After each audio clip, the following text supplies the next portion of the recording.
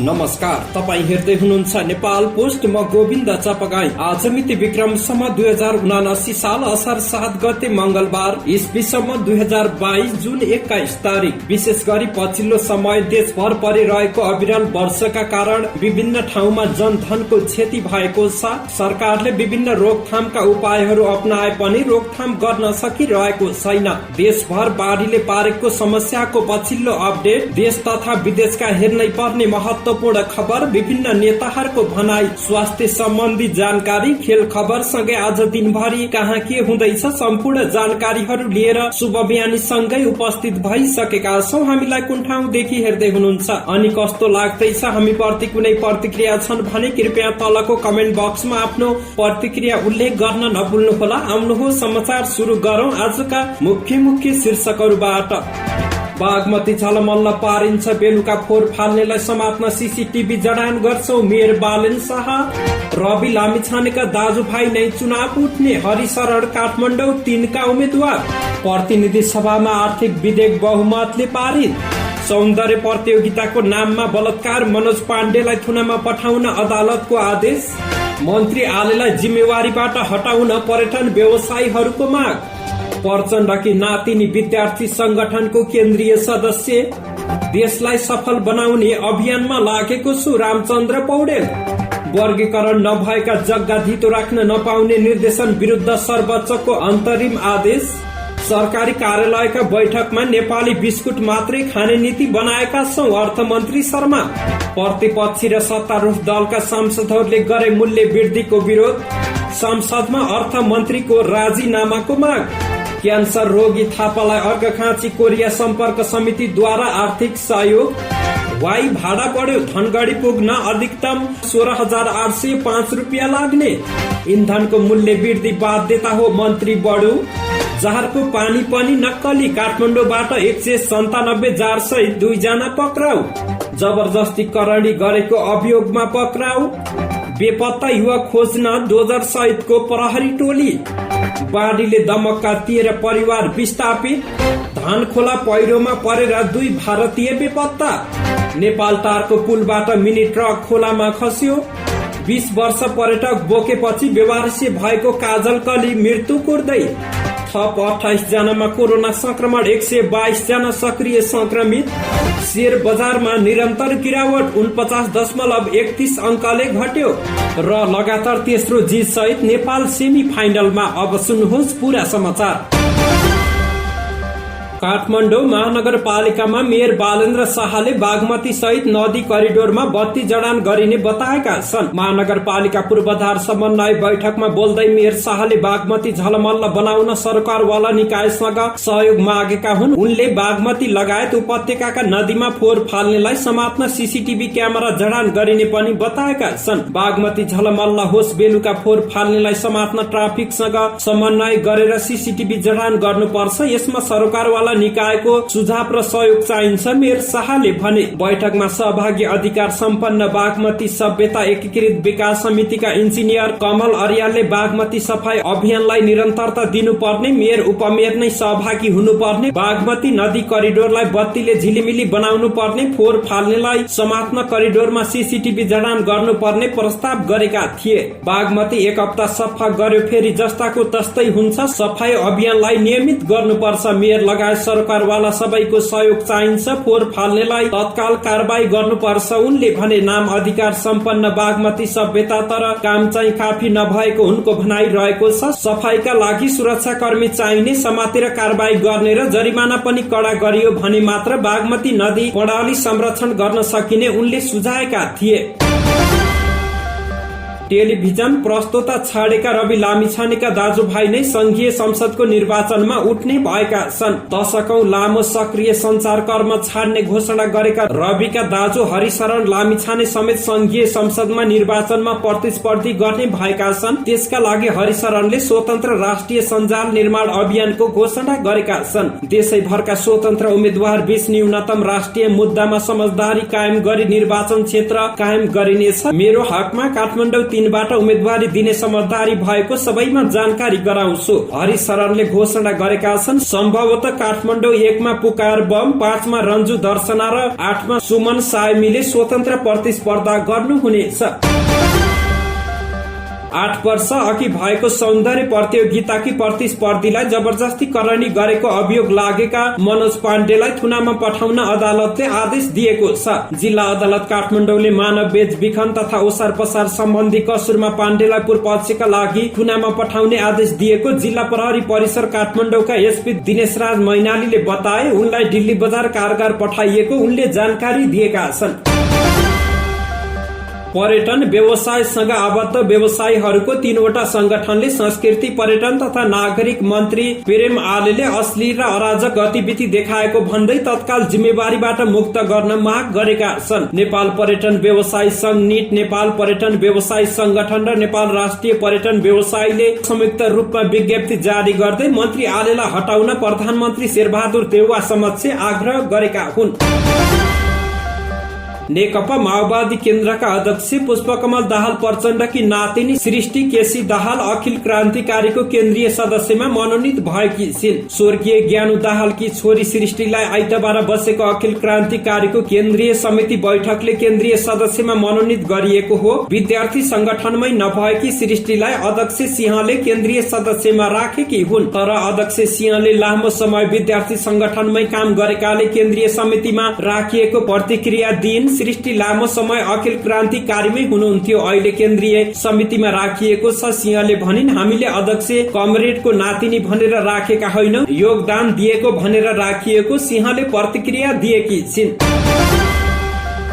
नेपाली कांग्रेसका वरिष्ठ नेता एवं उच्च स्तरीय राजनीतिक संयन्त्रका संयोजक रामचन्द्र पौडेलले देशलाई सफल बनाउने अभियानमा आफू लागि परेको बताएका छन्। जिल्लाका संचारकर्मीसँग हिजो निवासमै कुराकानी गर्दै पौडेलले देशलाई सफल र समृद्धि बनाउने एकमात्र लक्ष्य रहेको उल्लेख गरेका छन्। देशलाई असफल बनाउने षड्यन्त्र भइरहेको बताउँदै पौडेलले भने, देशलाई असफल बनाएर अस्थिरतातर्फ लैजाने प्रयासलाई परास्त गर्नेतर्फ हामी सबै लाग्नुपर्छ। पौडेलले भने, म त्यही अभियान निरन्तर लागिरहेको छु।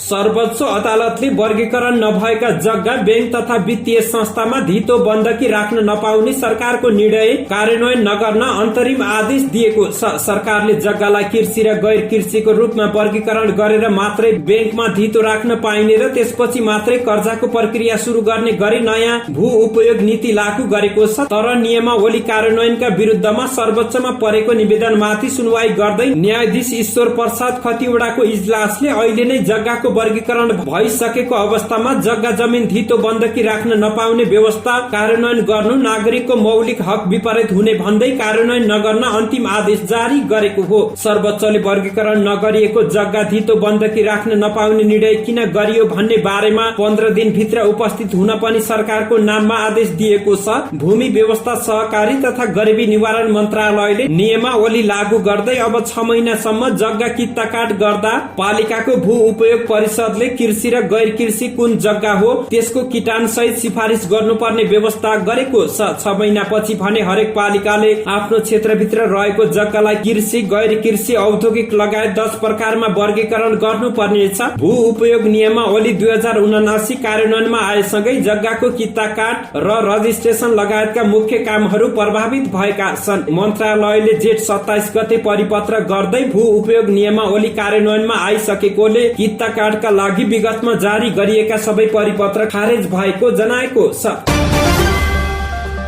अर्थ मन्त्री जनार्दन शर्माले कृषि प्रधान देशले वार्षिक 3.5 खर्ब रुपियाँको खाद्य वस्तु आयात गरेर देश बनाउन नसक्ने बताउनु भएको छ। हिजो सोमबार प्रतिनिधि सभा अन्तर्गतको उद्योग तथा वाणिज्य, श्रम तथा उपभोक्ता हित समितिको बैठकमा बोल्दै अर्थमन्त्री शर्माले यस्तो बताउनु भएको हो। उहाँले देशमा 3.5 खर्ब रुपियाँको खाद्य वस्तु आयात गरेर देश बनाउन नसकिने भएकाले आउँदो आर्थिक वर्षको नीति तथा कार्यक्रम देशको उत्पादनलाई प्राथमिकतामा दिने गरेर आएको बताउनु भएको छ। मन्त्री शर्माले सरकारी कार्यालयहरूमा विदेशी आयातित वस्तु भन्दा देशभित्र नै उत्पादन भएको वस्तु प्रयोग गर्नुपर्ने नीति आएको बताउनुभयो। उहाँले सरकारी कार्यालयहरूमा विभिन्न बैठकमा नेपाली बिस्कुट नै प्रयोग गर्न आग्रह गर्नुभयो। उहाँले भन्नुभयो, सरकारी कार्यालयहरूमा नेपाली बिस्कुट मात्रै खाने नीति बनाएका छौं, हामी विदेशी बिस्कुट खाइरहेका हुन्छौं, अबदेखि नेपाली बिस्कुट नै खानुपर्ने भन्ने कुरा गरिएको छ। अर्थमन्त्री शर्माले पेट्रोलियम पदार्थमा बढेको मूल्य वृद्धि सरकारले गरेको नभई अन्तर्राष्ट्रिय मूल्य श्रृंखलामा आएको समस्या र अन्तर्राष्ट्रिय स्तरमा भएका युद्धहरूको प्रभावका कारण भएको बताउनु भएको छ। खाने तेलको मूल्य पनि अन्तर्राष्ट्रिय घटनाहरूको प्रभावका कारण बढेको बताउनु भयो। उहाँले नेपालमा तोरी युक्रेन र रसियाबाट नै आउने भएकाले कच्चा पदार्थ आयात बन्द भएकाले खाने तेलको मूल्य बढेको जानकारी दिनुभयो। नेपालको हिमालदेखि तराईसम्म तोरी फल्ने भएकाले तोरीको उत्पादन बढाएर तेलमा समेत आत्मनिर्भर बन्नुपर्ने आवश्यक रहेको उहाँको भनाइ रहेको छ। मन्त्री शर्माले 3.5 खर्ब रुपियाँ भन्दा बढीको वार्षिक आयातलाई रोक्नका लागि पहिलो वर्षमा 30% आयात रोक्ने सरकारको नीति रहेको बताउनु भएको छ।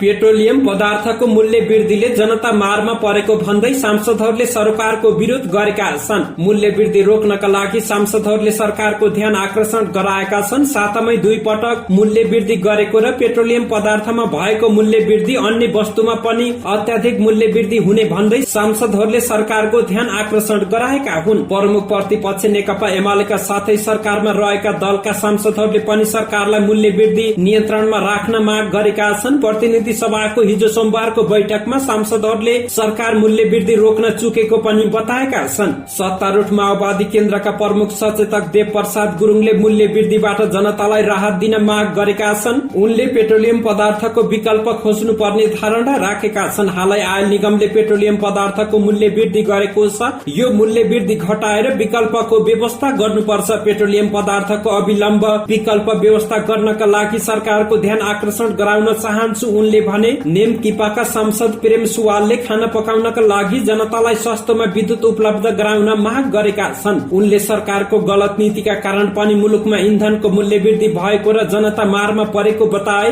भारतले 15 दिनमा इन्धनको मूल्य बढाएर पठाएको छ। इन्धनसँगै खाद्यान्न र अन्य वस्तुको मूल्य बढिरहेको छ। 5 दलको गठबन्धन सरकारले प्रति लिटर पेट्रोलको मूल्य 178 बाट 199 र डिजेल र मट्टीतेल 165 बाट 192 रुपियाँ पुर्यायो। उनले माग गरे बिजुली भारतमा दिन रोक्नु पर्यो। नेपालीलाई खाना पकाउन सस्तोमा दिन जरुरी छ। अमेरिकी सरकारले युक्रेनमा रुस विरुद्ध युद्ध गरेको हुँदा इन्धनको मूल्य र विश्वव्यापी रूपमा खाद्य संकट भएको बारे सरकार सचेत भएको देखिएन। 5 दलको गठबन्धन सरकारले संयुक्त राष्ट्र संघमा रुस विरुद्ध मत दिएकोले पनि यो मूल्य वृद्धि भएको हो। सरकारले यो गल्ती सच्याउन जरुरी छ। एमाले सांसद दामोदर भण्डारीले काठमाडौँबाट दुबई जानु भन्दा काठमाडौँबाट धनगढी जानु महँगो परेको बताए। उनले भने मूल्य वृद्धि आकाशिएको छ। पेट्रोलको भाउ 1 महिनामा 4 पटक बढेको छ। काठमाडौँ दुबईको भाडा 14,000 छ भने काठमाडौँ धनगढीको भाडा 15,000 पुगेको छ। सांसदमा अर्थमन्त्री जनार्दन शर्माको राजीनामा माग गरिएको छ। नेकपा एमालेका सांसद नवीना लामाले सरकारको नैतिकता गुमेको भन्दै अर्थमन्त्रीको राजीनामा मागेकी हुन्। ब्याङ्कमा 9 महिना यता पैसा छैन, व्यवसायीले ऋण पाएका छैनन्, विदेश उच्च शिक्षा हासिल गर्न जाने विद्यार्थीले ब्याङ्कको कारोबार गर्न पाएका छैनन्। नैतिकता गुमेको सरकार अर्थमन्त्री ज्यूको राजीनामा माग गर्दछु। सरकारले जनताको ढाड सेक्ने गरी मूल्य वृद्धि गरेको बताइन्। उनले भनिन्, इन्धन, मट्टीतेल, ग्यास लगायतका सबै पेट्रोलियम पदार्थको मूल्य बढेको छ। त्यो मात्र होइन, सबै क्षेत्रमा मूल्य बढेर निमुखा जनताको घरमा चुलो बोल्न मुस्किल परेको छ। किसान रोइरहेको छ। अर्घखाँचीको सन्धिखर्क नगरपालिका 10 बेलटारीका क्यान्सर रोगी प्रेमबहादुर थापाको उपचारका लागि आर्थिक सहयोग रकम हस्तान्तरण गरिएको छ। अर्घखाँचीबाट रोजगारीमा गएकाहरूको साझा संस्था अर्घखाँची कोरिया सम्पर्क समितिको पहलमा संकलन भएको 83,000 रुपियाँ क्यान्सर रोगी थापालाई हस्तान्तरण गरिएको हो। घरको आर्थिक अवस्था कमजोर भएपछि उपचारमा समस्या भएको जानकारी पाएपछि अर्घखाँची कोरिया सम्पर्क समितिका सल्लाहकार बाबुराम आचार्यको संयोजनमा आर्थिक अभियान नै सञ्चालन गरिएको थियो। आचार्यको पहलमा कोरियामा संकलन भएको 83,000 रुपियाँ नेपाल पत्रकार महासंघका लुम्बिनी प्रदेश सदस्य प्रेम नारायण आचार्यले थापाको घरमै पुगेर हस्तान्तरण गर्नु भएको हो। क्यान्सर रोगी थापाको Nepal cancer hospital and research centre ललितपुरमा उपचार भइरहेको छ। नेपाल आयल निगमले इन्धनको मूल्यमा भारी वृद्धि गरेपछि वायु सेवा कम्पनीहरूले वायु भाडा वृद्धि गरेका छन्। वायु सेवा सञ्चालक संघका अनुसार काठमाडौँबाट सबैभन्दा धेरै धनगढ़ीका लागि 840 रुपियाँ भाडा बढी लाग्नेछ। अब काठमाडौँ धनगढ़ी रूटको भाडा अधिकतम 16,805 रुपियाँ पुगेको छ। यो सबैभन्दा उच्च दर हो। कम्पनीहरूले प्रतिस्पर्धाका आधारमा यसभन्दा कम मूल्यमा टिकट बेच्न सक्छन्। नेपाल आयल निगमले वायु इन्धनमा प्रति लिटर 19 रुपियाँ बढाएर 185 रुपियाँ पुर्याएको छ। काठमाडौँबाट सबैभन्दा कम सिमराका लागि 170 रुपियाँ भाडा बढेको छ। अब यो विमानस्थलसम्मको यात्राका लागि अधिकतम 4,935 रुपियाँ लाग्नेछ। यहाँ 200 रुपियाँ भाडा बढेको छ। बढेको भाडा बुधबारबाट लागू हुनेछ। उद्योग वाणिज्य तथा आपूर्ति मन्त्री दिलेन्द्र प्रसाद बडुले सरकार पेट्रोलियम पदार्थको मूल्य बढाउनु पर्ने बाध्यात्मक अवस्थामा रहेको बताएका छन्। हिजो सोमबार प्रतिनिधि सभाको उद्योग तथा वाणिज्य श्रम तथा उपभोक्ता हित समितिको बैठकमा बोल्दै मन्त्री बडुले अन्तर्राष्ट्रिय बजारमा नै पेट्रोलियम पदार्थको मूल्य बढेकाले नेपालमा पनि बढाउनु पर्ने बाध्यता रहेको स्पष्टीकरण दिएका हुन्। विभिन्न कम्पनीको ट्रेडमार्क प्रयोग गरेर पानीको जार बेचेको आरोपमा प्रहरीले 2 जनालाई पक्राउ गरेको छ। प्रहरी परिसर काठमाडौँले अन्य कम्पनीको ट्रेडमार्क प्रयोग गरी कम गुणस्तरको पानी बिक्री गरेको अभियोगमा सर्लाहीका आशिष कार्की र चितवनका किरण श्रेष्ठलाई पक्राउ गरेको छ। काठमाडौँ प्रहरीका एसपी दिनेशराज मैनालीका अनुसार उनीहरूको साथबाट 197 वटा पानीको जार बरामद गरिएको छ। यसरी अन्य कम्पनीको ट्रेडमार्क भएको पानीको जार बिक्री गर्न प्रयोग गरिएका 2 वटा गाडीलाई पनि प्रहरीले बरामद गरेको छ। थप अनुसन्धान तथा कारबाहीका लागि प्रहरीले पक्राउ गरेका व्यक्ति र जारलाई वाणिज्य आपूर्ति तथा उपभोक्ता हित संरक्षण विभाग बबरमहल पठाएको एसपी मैनालीले जानकारी दिएका छन्। प्रहरीले 27 वर्षीय महिलालाई जबरजस्ती करणी गरेको अभियोगमा 1 जना युवकलाई पक्राउ गरेको छ। पक्राउ पर्नेमा मनहरी गाउँपालिका 6 नयाँ बस्ती बस्ने 26 वर्षीय कान्छमान रुम्बा रहेका छन्। ब्रह्मदेवी सामुदायिक जंगलको कुलोमा लगी करणी गरेको उजुरीको आधारमा प्रहरीले उनलाई आइतबार साँझ पक्राउ गरेको हो। पक्राउ परेका उनीमाथि थप अनुसन्धान भइरहेको प्रहरीले जनाएको छ। शुक्रबार साथीलाई भेट्न घरबाट निस्किएका एक युवक बेपत्ता भएका छन्। सुनसरीको दुहबी नगरपालिका 6 का 18 वर्षीय अफरोज मिया बेपत्ता भएका हुन्। शुक्रबार घरबाट निस्किएका उनी घर नआएपछि आफन्तले शनिबार प्रहरीलाई जानकारी गराएका थिए। युवकको खोजी गर्ने क्रममा प्रहरीले उनका 3 जना साथीलाई पक्राउ गरेको छ। प्रहरी नियन्त्रणमा रहेका युवकहरूले अफरोजको हत्या गरी शव बुढी खोलामा फालेको बयान दिएका छन्। बयानका आधारमा प्रहरीले बुढी खोला आसपास युवकको खोजी रहेको छ। प्रहरी स्रोतका अनुसार आइतबार राति खोलामा खोजी गर्ने क्रममा कपडा भेटिएको थियो। पक्राउ परेकाहरूको बयानका आधारमा राति बुढी खोलाको पुलमुनि खोजी गरियो, तर 81 बाढी आएपछि गाह्रो भयो। प्रहरी स्रोतले भन्यो, त्यसैले हिजो बिहानदेखि नै खोजी कार्य भइरहेको छ। यो समाचार तयार गर्दै गर्दाको समय अवधिसम्म युवकको जानकारी आएको छैन। काठमाडौँको नेपालटारमा पुलबाट मिनी ट्रक खोलामा खसेको छ। बाचार ख 8057 नम्बरको मिनी ट्रक पुलबाट खोलामा खसेको प्रहरी वित्त बालाजुका डीएसपी गौतम मिश्राले बताए। दुर्घटनाबाट मानवीय क्षति भने भएको छैन। घटनाबारे अनुसन्धान भइरहेको डीएसपी मिश्राले जानकारी दिएका छन्। पर्यटन व्यवसायले विशेष गरी जंगल सफारीका लागि प्रयोग गर्ने हात्ती किनबेच गर्न पाइँदैन, तर पनि यहाँका व्यापारीले निश्चित फाइदा लिएर लुकीछिपी रूपमा हात्तीलाई भारत पुर्याउने गरेका छन्। 2 पटकसम्म भारत बेचिन लागेर सिमानाबाट फिर्ता ल्याइएको काजल कली हात्ती अहिले बेवारसी भएको छ। बेच्ने व्यापारीले पैसा लिइसकेकाले फिर्ता ल्याइएको हात्तीको जिम्मा नलिएपछि हात्ती बेवारसी भएको हो।